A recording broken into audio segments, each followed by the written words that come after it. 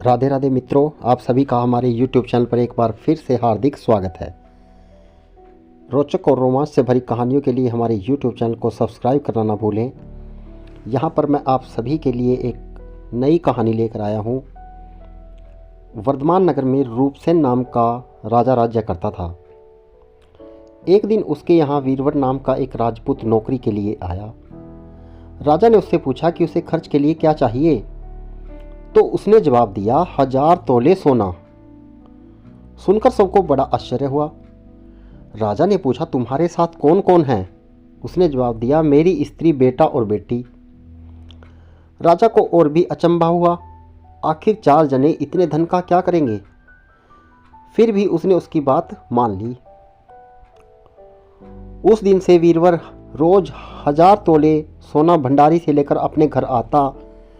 उसमें से आधा ब्राह्मणों को बांट देता, बाकी के 2 हिस्से करके एक मेहमानों, वैरागियों और सन्यासियों को देता और दूसरों से भोजन बनवाकर पहले गरीबों को खिलवाता। उसके बाद जो बचता उसे स्त्री बच्चों को खिलाता, फिर आप खाता। काम यह था कि शाम होते ही ढाल तलवार लेकर राजा के पलंग की चौकीदारी करता। राजा को जब कभी रात को ज़रूरत होती वह हाजिर रहता। एक आधी रात के समय राजा को मरघट की ओर से किसी के रोने की आवाज़ आई। उसने वीरवर को पुकारा तो वह आया।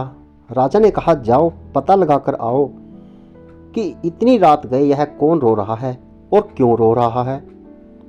वीरवर तत्काल वहाँ से चल दिया। मरघट में जाकर देखता है कि सिर से पांव तक एक स्त्री गहनों से लदी, कभी नाचती कभी कूदती और सिर पीट पीट कर रोती है, लेकिन उसकी आंखों से एक भी आंसू की बूंद नहीं गिरी। वीरवर ने पूछा तुम कौन हो, क्यों रोती हो? उसने कहा मैं राजलक्ष्मी हूं। रोती इसलिए हूं कि राजा विक्रम के घर में खोटे काम होते हैं, इसलिए यहाँ दरिद्रता का डेरा पड़ने वाला है। मैं वहाँ से चली जाऊंगी और राजा दुखी होकर 1 महीने में ही मर जाएगा। सुनकर वीरवर ने पूछा इससे बचने का कोई उपाय है? स्त्री बोली हाँ है। यहाँ से पूर्व में 1 योजन पर एक देवी का मंदिर है। अगर तुम उस देवी पर अपने बेटे का शीश चढ़ा दो तो विपदा टल सकती है। फिर राजा 100 वर्ष तक बेखट राज करेंगे। वीरवर घर आया और अपनी स्त्री को जगाकर सब हाल कहा। स्त्री ने बेटे को जगाया। बेटा भी खुशी से जाग पड़ा। जब बालक ने बात सुनी तो बड़ा खुश होकर बोला आपको मेरा शीश काटकर जरूर चढ़ा दें।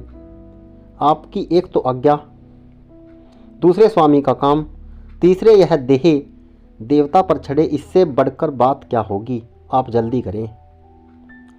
वीरवर ने अपनी स्त्री से कहा अब तुम बताओ।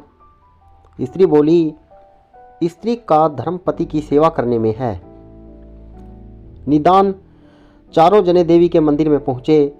वीरवर ने हाथ जोड़कर कहा हे देवी मैं अपने बेटे की बलि देता हूँ, मेरे राजा की 100 वर्ष की आयु हो। इतना कहकर उसने जोर से खाड़ा मारा कि लड़के का शीश धड़ से अलग हो गया। भाई का यह हाल देखकर बहन ने भी खाड़े से अपना शीश अलग कर लिया। बेटा बेटी चले गए तो दुखी माँ ने भी उन्हीं का रास्ता पकड़ा और अपनी गर्दन काट दी। वीरवर ने सोचा कि घर में कोई नहीं रहा तो मैं जीकर क्या करूँगा। उसने भी अपना सिर काट डाला। राजा को जब यह सब मालूम हुआ तो वह वहां आया और उसने बड़ा दुख हुआ कि उसके लिए 4 प्राणियों की जान चली गई। वह सोचने लगा कि ऐसे राज्य को धिक्कार है। यह सोच उसने तलवार उठाई और जैसे ही अपना सिर काटने लगा देवी ने प्रकट होकर उसका हाथ पकड़ लिया। बोली राजन मैं तेरे साहस से प्रसन्न हूँ, तू जो वर मांगेगा मैं 200 दूंगी। राजा ने कहा देवी तुम प्रसन्न हो तो इन 4 को जिंदा कर दो। देवी ने अमृत छिड़ककर उन 4 को फिर से जिंदा कर दिया। इतना कहकर बेताल बोला राजा बताओ सबसे ज़्यादा पुण्य किसका हुआ?